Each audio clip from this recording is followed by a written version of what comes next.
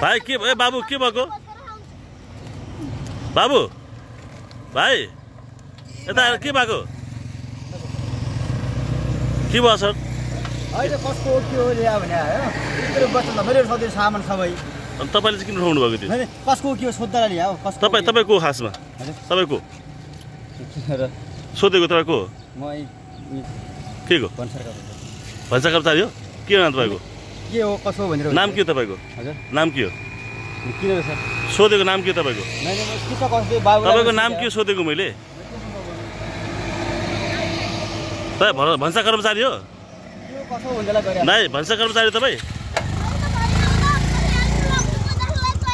बाबु के भयो बाबु भन्नु त के भएको आवाज पनि चेक गरे या पनि चेक गरे मैले भने हैन हतकडी लाग्नु म जान्ने तयार छु 10 वर्ष बसिसक्यो अझै बसेर आउँछु के भन्छ त्यो के भन्छ त्यो मान्छेले खासमा भन्छ आइज चौकीमा हिँड्नु चौकीमा हिँड्नु भन्छ सामान यो 10 को लागि मैले त भन्दिए 10 को लागि सामान लिएर आको तिमीले हैन त्यसले किन रोकेको के भन्छ त्यो मान्छेले तिमीलाई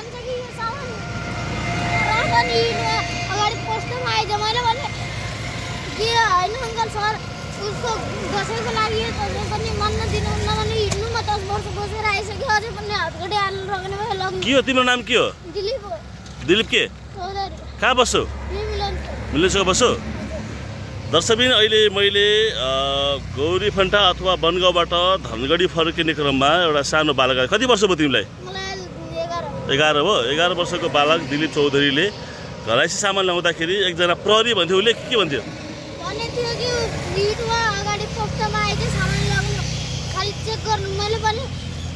अंकल के पनि छैन आलु छ प्याज छ अनि सरपहरु छ चिनी छ भने सिधा आइज पोस्टमा मैले भने पोस्टमा आउँछु लाग्नु 10 वर्ष बसिसक्यो अझै पनि बसेर जान्छु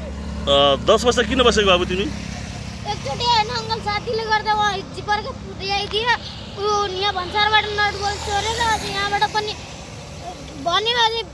अहिले पनि भनिरहेछ कि नुवा अगाडि आइज मैले भने लग्नु नि त ए त्यस्तो भएको हो